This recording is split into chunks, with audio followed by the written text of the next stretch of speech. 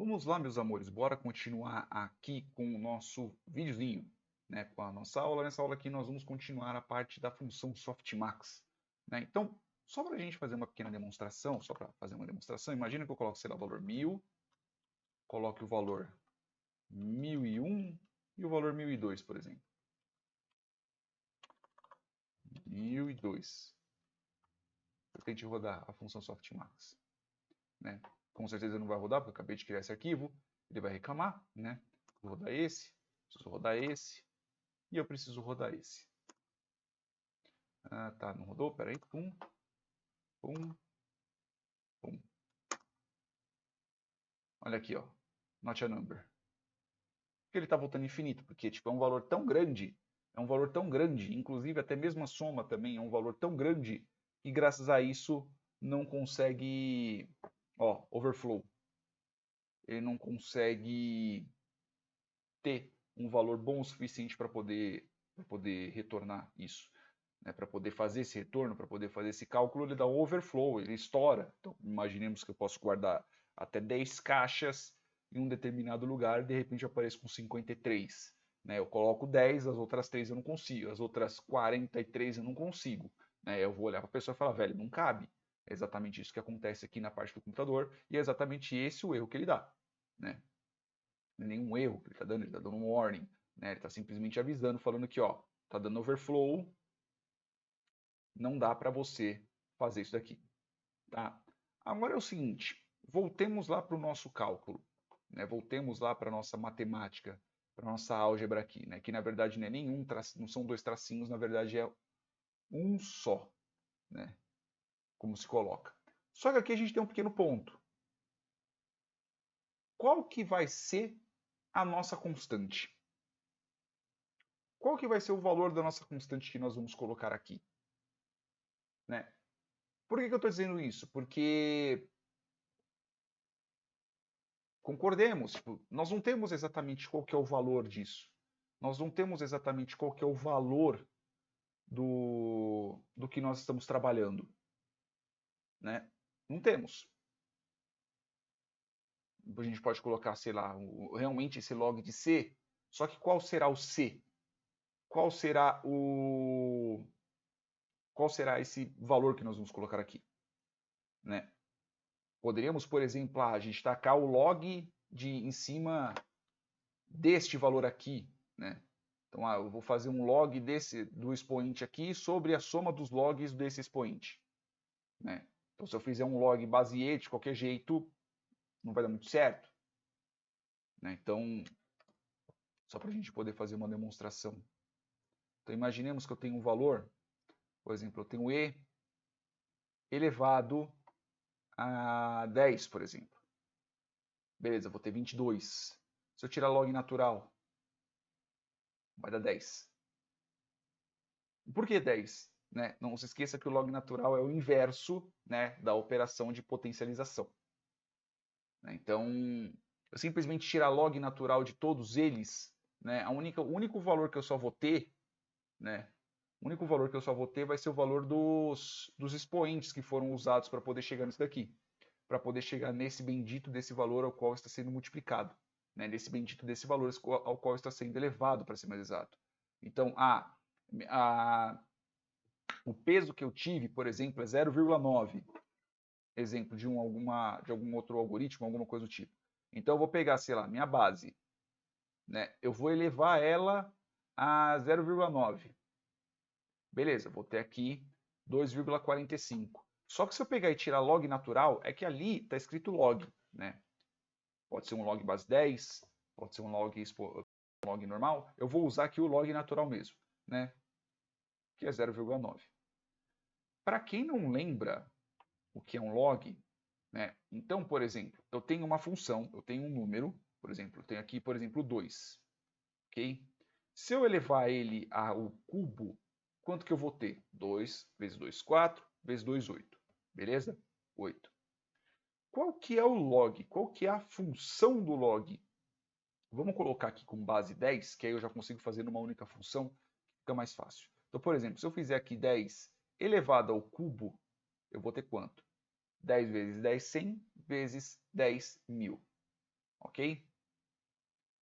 Qual que é a função do meu log? É saber qual que é a potência, dado determinada base, que eu obtive esse resultado. Como assim? Por exemplo, tá, eu sei que o meu valor ele é base 10, ok? Eu sei que eu tinha uma base 10. Eu sei que eu cheguei num resultado que foi 1000, ok? Qual que é o meu expoente? Eu não sei. É para isso que existe a função de log, função logarítmica, que faz exatamente esse tipo de operação.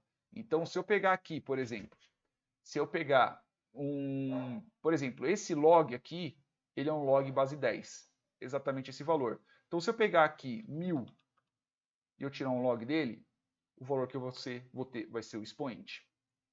Beleza? Que é exatamente esse 3. Então, quando a gente está tratando desse log aqui, nada mais é, desse ln, né, o log natural, nada mais é do que eu ter um e, nossa, aqui é feio da bexiga, eu tenho um e, beleza? Ao qual eu não sei qual que é o valor, eu não sei qual que é o expoente, mas eu tenho um determinado valor. E aí eu consigo saber qual que é o expoente dado dessa base e. Para isso que serve o logaritmo.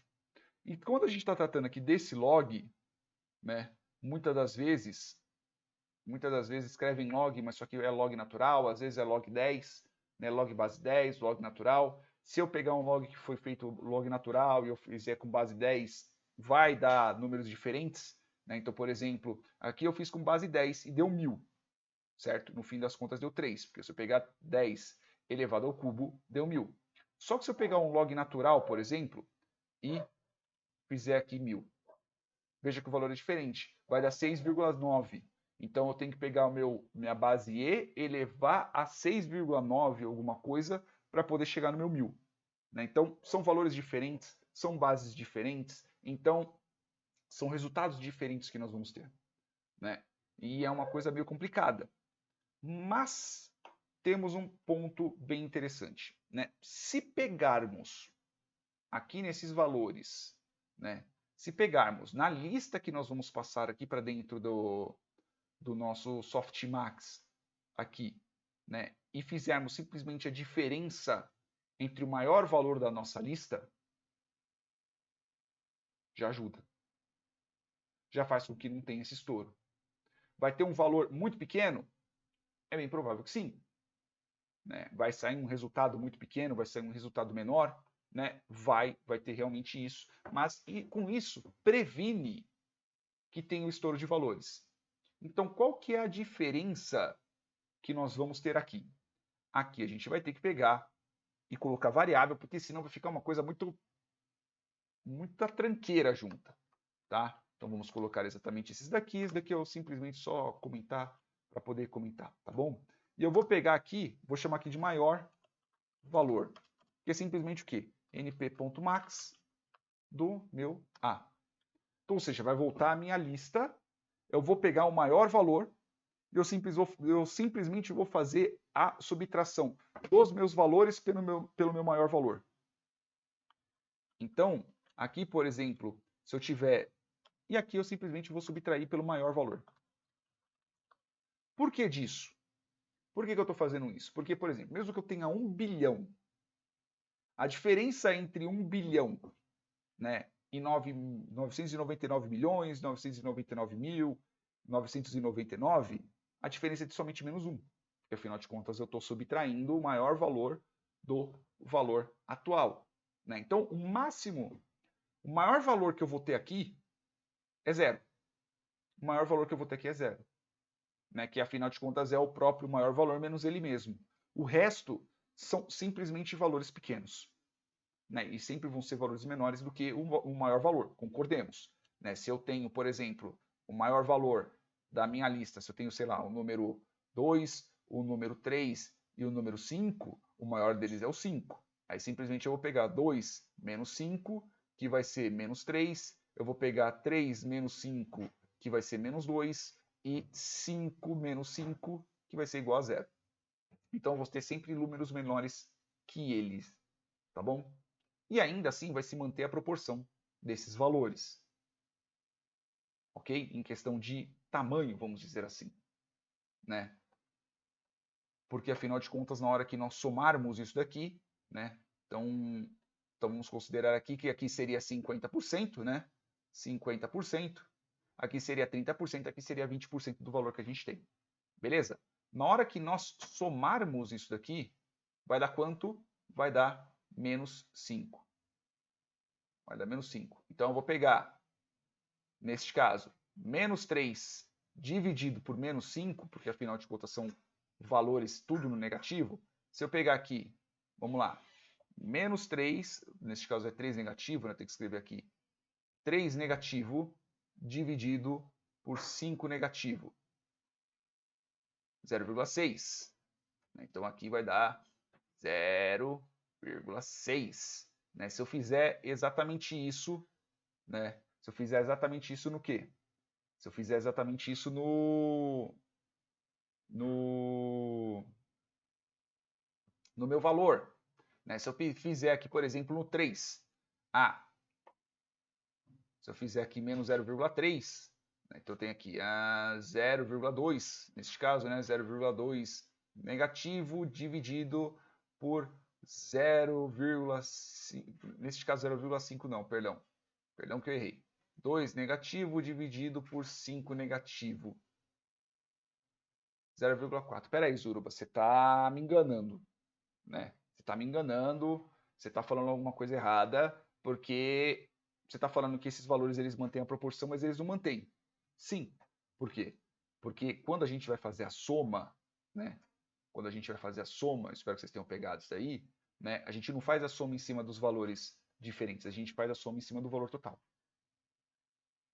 Né? A gente faz realmente a soma em cima do valor total. Não, em cima da soma mesmo do próprio resultado, perdão. Né? Então, vamos lá. Né? Inclusive, vou até mostrar para vocês como é que fica. Né? Então, vou mostrar aqui para vocês. Então, ao contar isso daqui, veja que eu faço o expoente A, né? E eu simplesmente faço a soma, né? Eu simplesmente, ao contrário de eu ter a soma do expoente A, né? Eu simplesmente vou pegar só o exp A.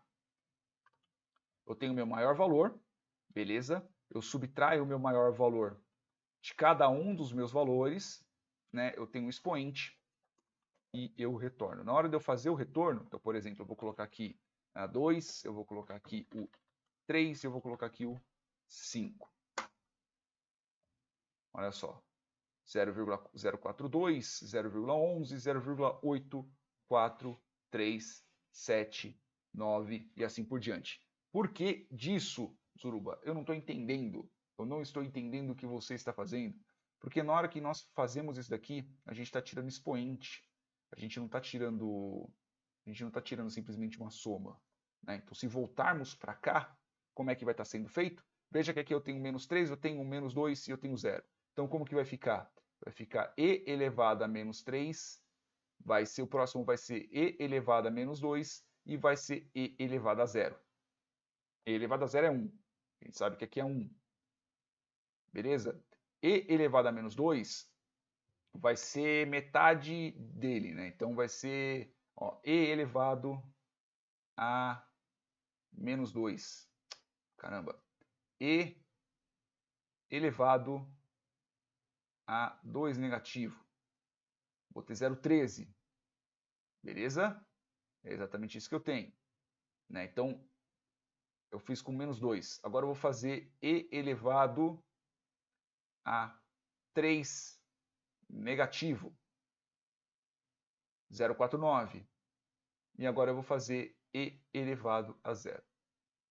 Eu vou ter 1. Se eu somar esses três, 0,1, 0,049, 0,13, eu vou ter os meus valores. Tanto que se eu vier para cá, ó, eu simplesmente tirar, né, isso daqui é do SQL. Se eu vier aqui e fazer esse bendito, olha só. Eu vou ter os meus valores exatamente como eu mostrei. 0,049, 0,13 e 1. Né? E aqui, como eu estou fazendo o expoente, estou fazendo em cima de um determinado valor, né? neste caso a base sendo o E, na hora que eu executar aqui, ele vai continuar com a mesma proporção, tá? Beleza? E se eu fizesse aqui, se eu simplesmente tirasse esse bendito e eu deixasse ele dessa forma? Ó, vou até fazer ele aqui embaixo, tá? Para a gente poder ver o valor que vai ter. Na hora que eu rodar, ó, exatamente o mesmo valor. 042, 011, 089. Por que disso? Por quê? Tanto porque eu estou simplesmente subtraindo por um valor qualquer, eu estou subtraindo por todos os valores, né? Então o máximo de valor que eu vou poder ter é 0, ok? O máximo de valor que eu vou ter é 0, ou seja, o resultado que eu vou ter é 1. Né? O resultado que eu vou ter é 1. Sempre vão ser números negativos, obrigatoriamente serão números negativos, porque, afinal de contas, ele está sendo, toda vez que você eleva um valor negativo, né? Se eu tenho, por exemplo, um x elevado a menos y, ele vai ser x, 1 sobre x elevado a y, beleza? E como eu tenho uma soma desses valores aqui, no fim das contas, quando eu somar, eu vou ter o quê? Eu vou ter 1.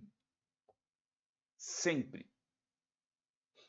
Porque, afinal de contas, a gente está pegando o quê? A gente está pegando aqui a soma desses valores, né? A gente está pegando cada um desses valores individuais e somando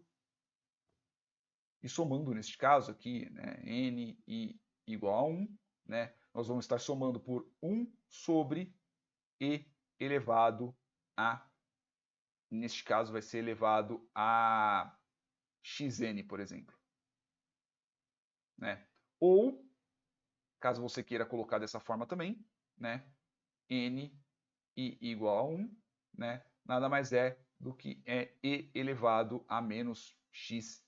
Porque todos os xi serão negativos, né? Dessa forma. Se eu pegar o maior, se eu pegar x menos maior, assim como eu demonstrei aqui em cima, o máximo valor que eu vou ter vai ser 0. Tá? O maior valor que eu vou ter em cima deles é 0.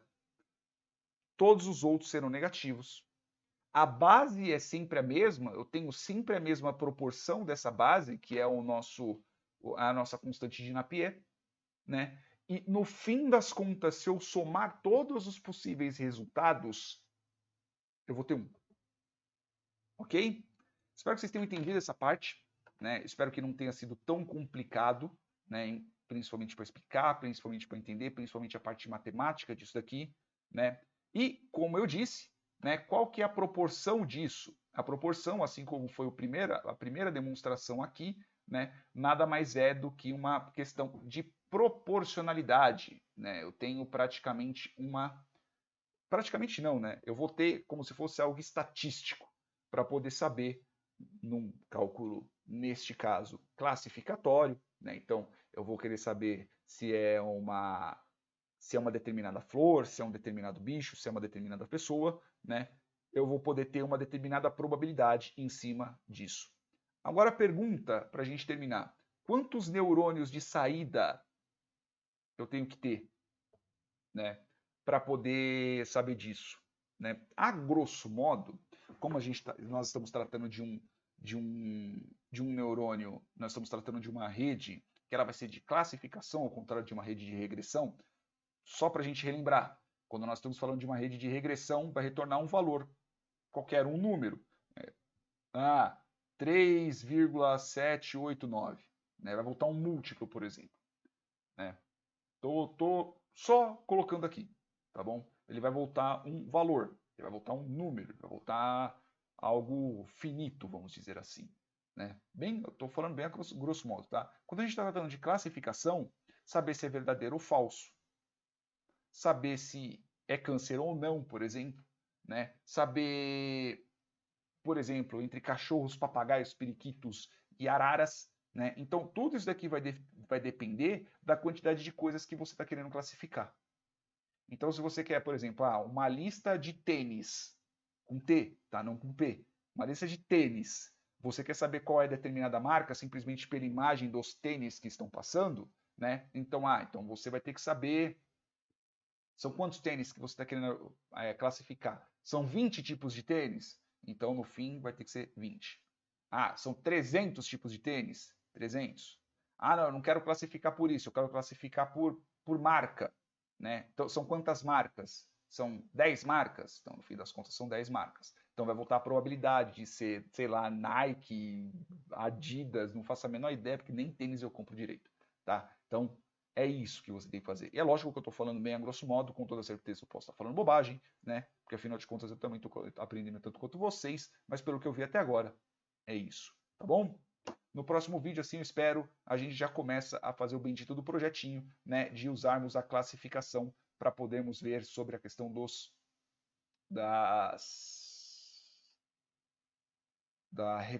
reconhecimentos de dígito escritos à mão, né, do MNIST, né? Eu espero que já no próximo vídeo a gente já comece a fazer isso.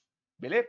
É isso aí, beijos carinhosos na bunda de vocês. Espero que vocês estejam gostando dos vídeos. Eu tô gostando pra cacete porque eu tô aprendendo muito. Espero que vocês também, tá bom? Beijos, até mais.